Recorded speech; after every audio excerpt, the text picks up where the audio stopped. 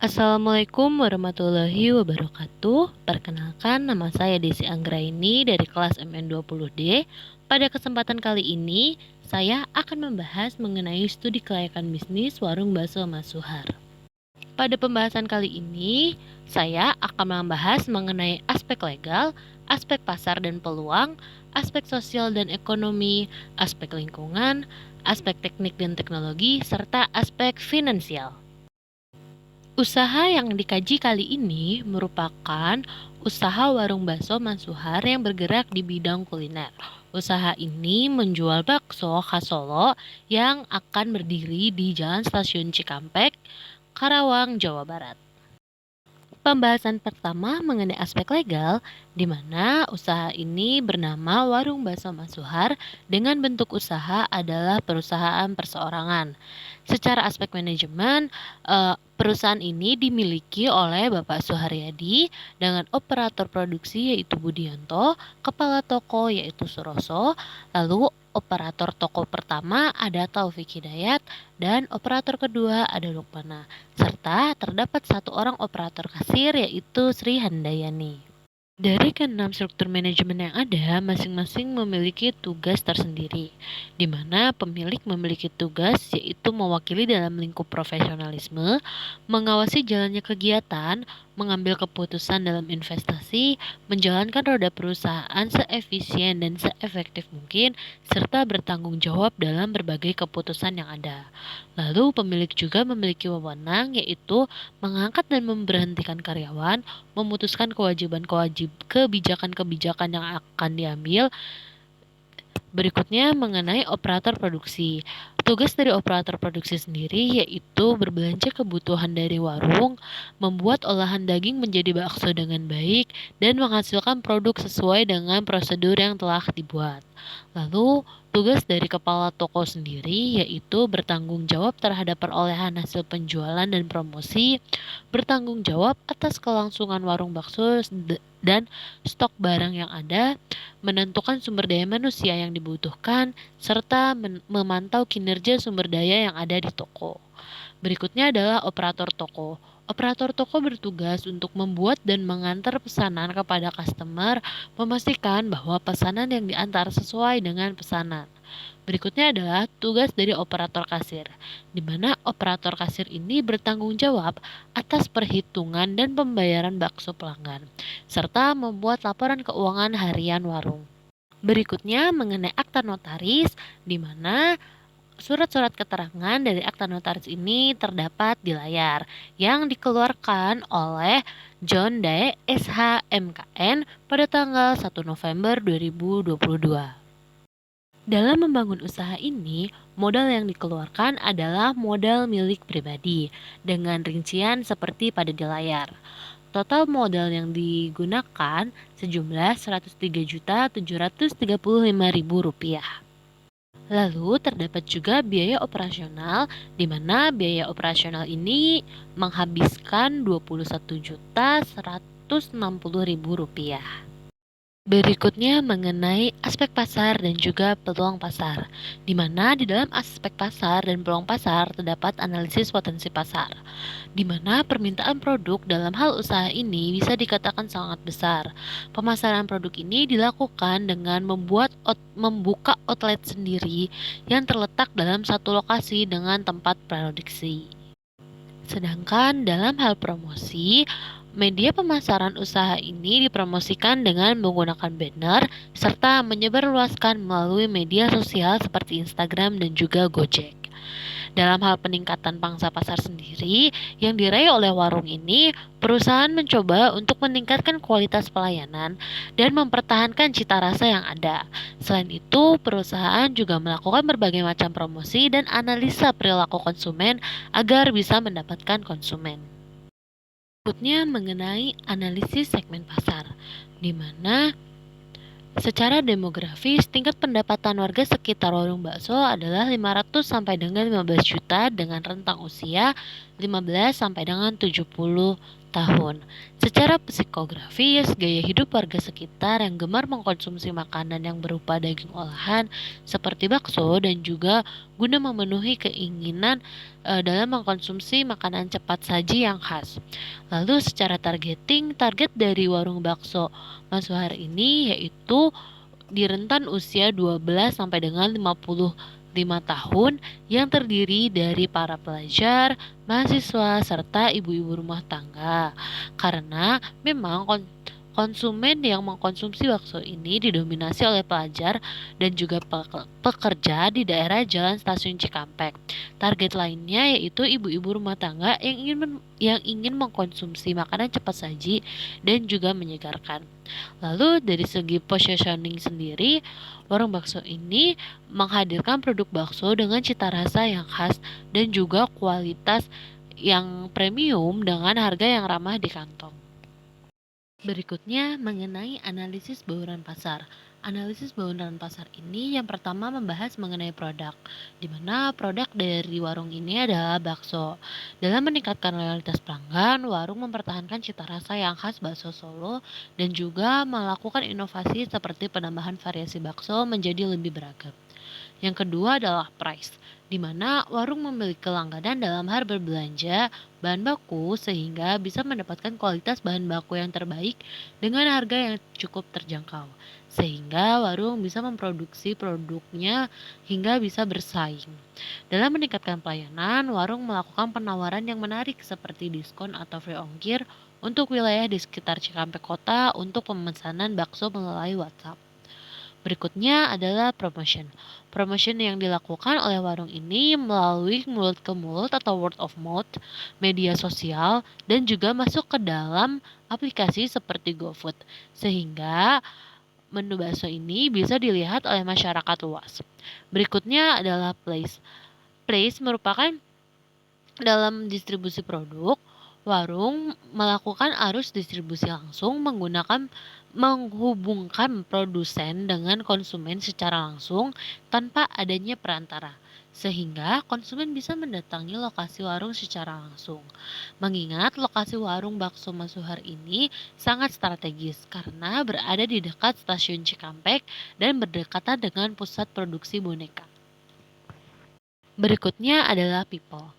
Untuk mengkoordinir people, warung beberapa kali melakukan pelatihan bagi para karyawannya agar tercipta kekeluargaan. Hal ini bertujuan agar sumber daya yang ada merasa senang dan juga profesional dalam menjalankan pekerjaannya. Berikutnya adalah proses. Proses produksi yang dilakukan warung bakso ini akan selalu berhati-hati dan juga selalu menjaga kualitas dari baksonya, sehingga tidak akan memproduksi bakso NG atau not good agar konsumen pun tidak kecewa dengan baksonya. Berikutnya adalah physical evidence.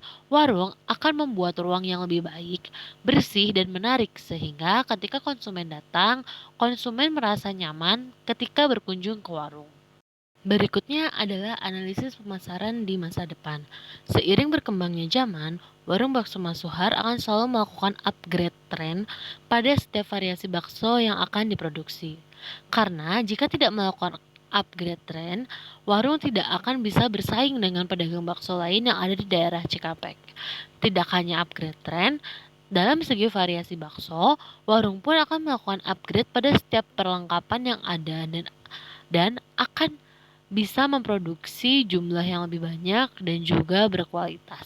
Berikutnya adalah pemanfaatan teknologi dalam pemasaran, di mana teknologi yang semakin berkembang pada saat ini mempermudahkan warung bakso Mas Suhar untuk melakukan pemasaran baik itu di media sosial, bahkan aplikasi pesan makanan seperti GoFood. Dengan berkembangnya zaman saat ini, sangat membantu terhadap warung untuk melakukan pemasaran dan penjualan dengan teknologi. Berikutnya adalah membahas mengenai aspek sosial dan ekonomi.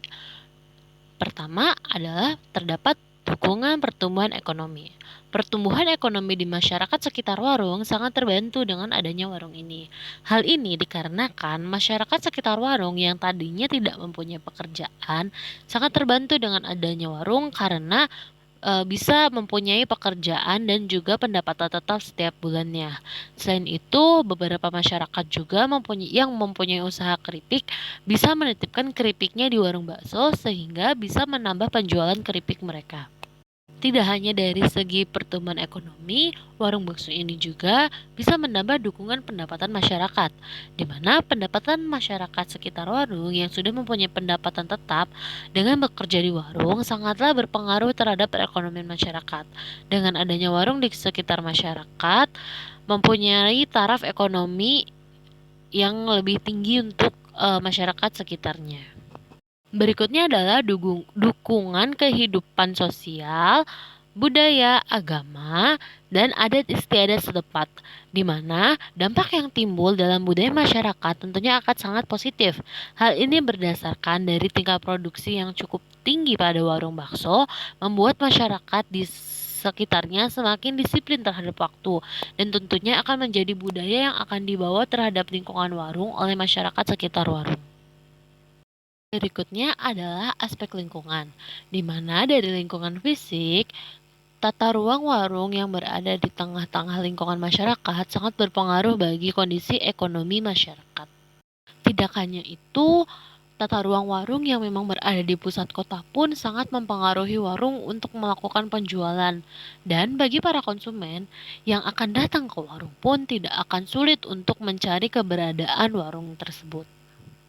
Tidak hanya dari lingkungan fisik, lingkungan pesaing di dekat warung pun cukup jauh dari daerah pesaing karena warung bakso yang lain pun keberadaannya cukup jauh dari Cikampek kota sehingga konsumen bisa mencari bakso yang berada di pusat kota dan mudah terjangkau bagi para konsumen. Selain dari lingkungan fisik, terdapat juga dukungan dari lingkungan makhluk hidup. Dukungan dari lingkungan makhluk di sekitar warung bakso pun masih bisa dikembangkan karena di sekitar warung bakso masih terdapat lahan kosong milik warga dan masih terdapat area hijau sehingga makhluk hidup di sekitar warung tidak terganggu dengan banyaknya aktivitas di warung. Berikutnya adalah aspek teknik dan teknologi. Di dalam aspek teknik, terdapat pemilihan tempat, di mana tempat yang dipilih adalah tempat di Ruko Jalan Stasiun Cikampek.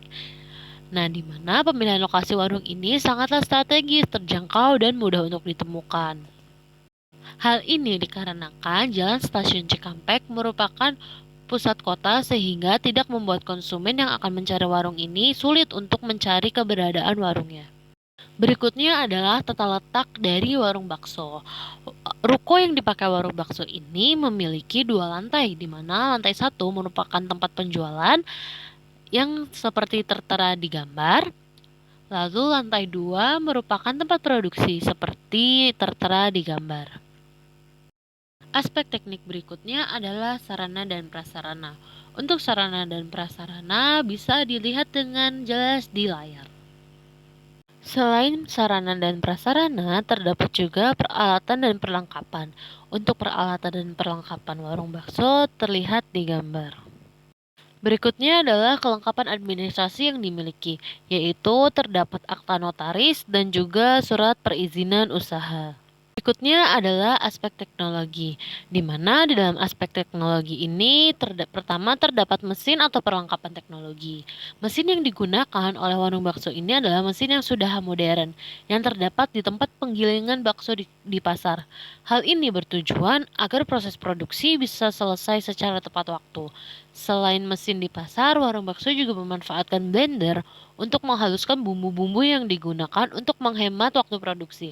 Selain dari sisi produksi, warung bakso juga memanfaatkan teknologi ponsel pintar untuk pendataan kasir. Berikutnya adalah sistem teknologi yang akan digunakan. Teknologi yang akan digunakan pada warung ini adalah teknologi modern, yang dimana teknologi hampir semuanya menggunakan teknologi modern. Berikutnya adalah teknologi informasi yang digunakan. Teknologi yang digunakan warung ini adalah dengan menggunakan teknologi modern seperti media sosial dan juga aplikasi pesan antar makanan seperti Gojek. Hal ini bertujuan agar bisa lebih memudahkan konsumen. Dengan menggunakan pemasaran modern, warung bakso bisa lebih mudah untuk memenuhi kebutuhan dari konsumen dan juga calon konsumennya. Aspek berikutnya adalah aspek finansial, di mana pertama terdapat biaya kebutuhan investasi. Pertama terdapat biaya aktiva tetap dengan total biayanya itu Rp100.735.000. Lalu terdapat aktiva tidak berwujud, yaitu ada goodwill dengan jumlah Rp5 juta. Sehingga total investasinya adalah Rp108.735.000.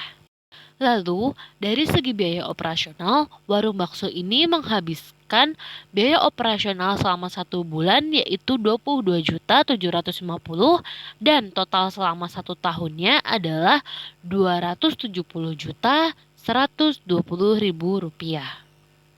Maka untuk investasi sendiri yaitu sebesar Rp108.735.000, modal kerjanya adalah Rp22.755.000 dan juga umur ekonomisnya adalah 5 tahun.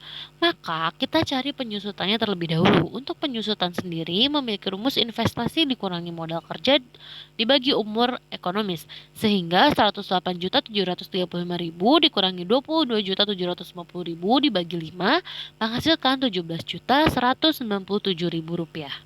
Maka total penyusutannya adalah Rp17.197.000. Berikutnya adalah arus kas atau tabel kas selama umur ekonomis, di mana perhitungannya dari tahun 2021 sampai dengan tahun 2025, di mana kas bersih pada tahun 2021 adalah Rp47.197.000 dan sampai kas pada tahun kelima atau 2025 yaitu yaitu Rp57.197.000.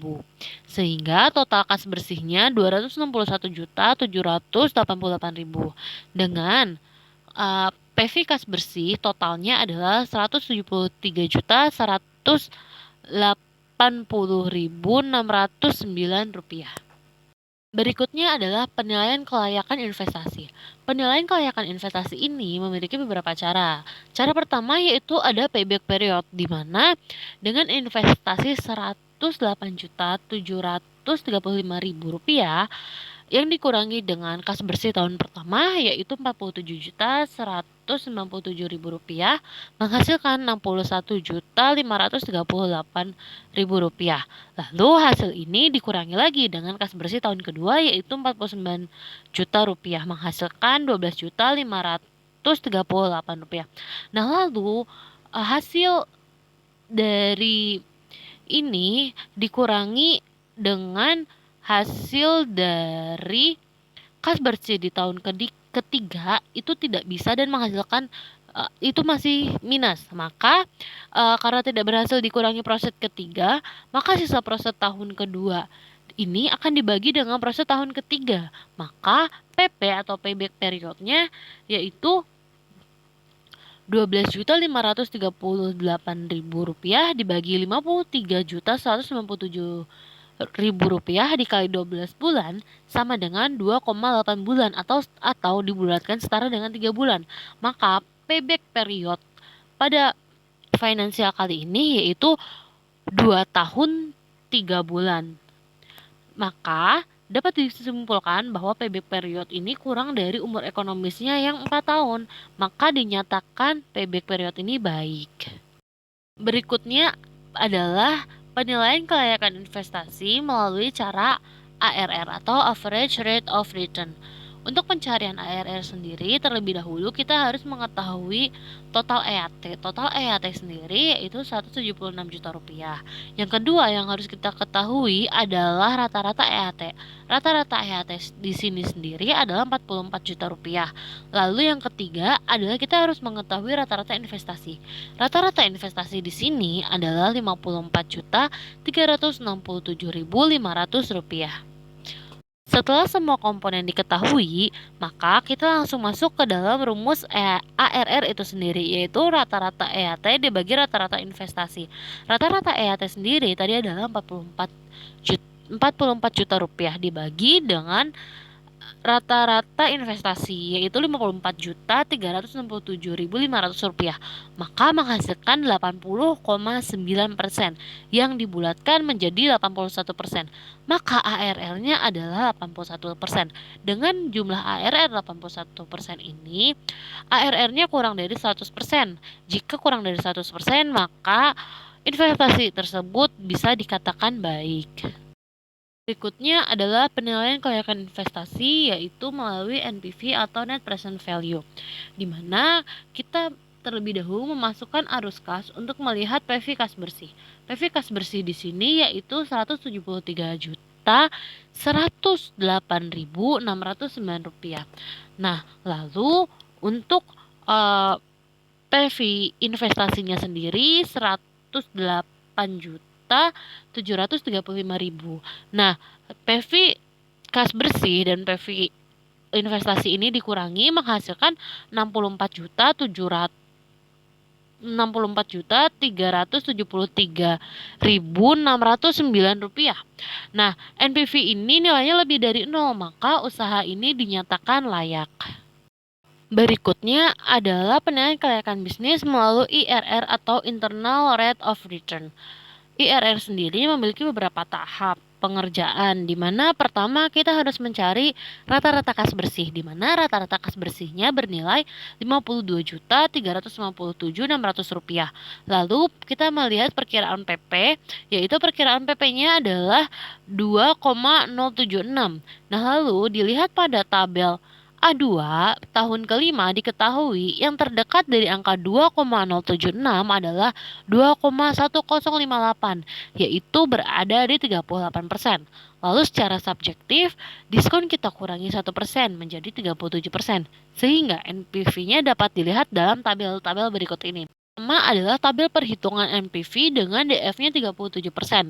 Nah, dari hasil perhitungannya, total DF dari total PV kas bersih dari DF 37% yaitu 412.849.031 rupiah.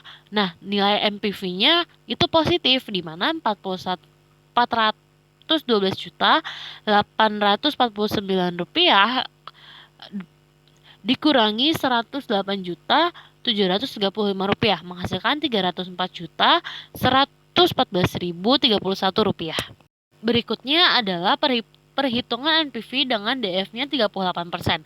Dari DF 38% ini terlihat PV kas bersihnya yaitu 407.687.905 rupiah.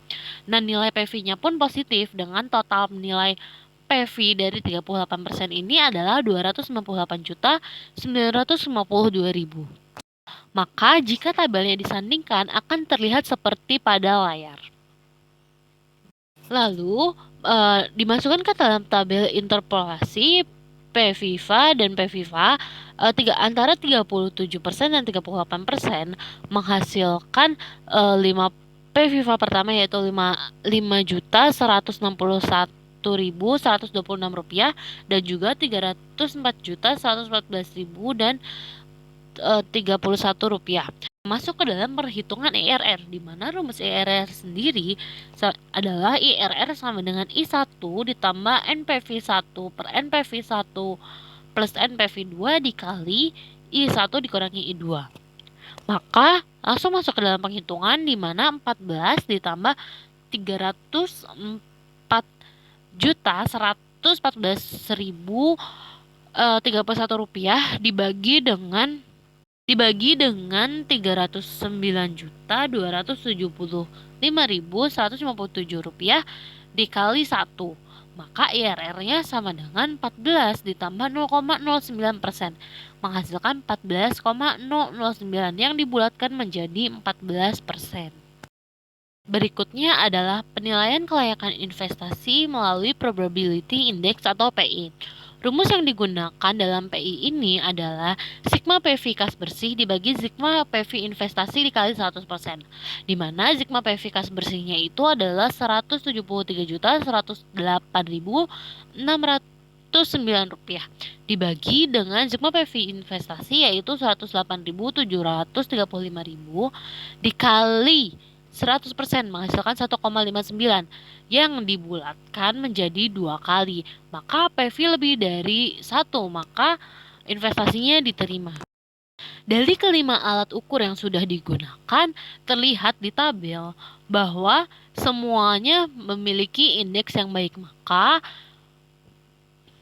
maka bisnis ini layak untuk dijalankan karena dari segi aspek finansial sendiri pun memiliki kelayakan yang cukup baik, baik dihitung dari payback period, average of return, rate of return, net present value, internal rate of return, dan probability index.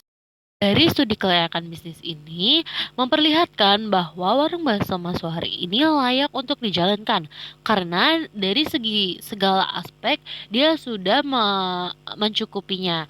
Demikian presentasi kali ini. Wabillahi taufiq wal hidayah. Wassalamualaikum warahmatullahi wabarakatuh.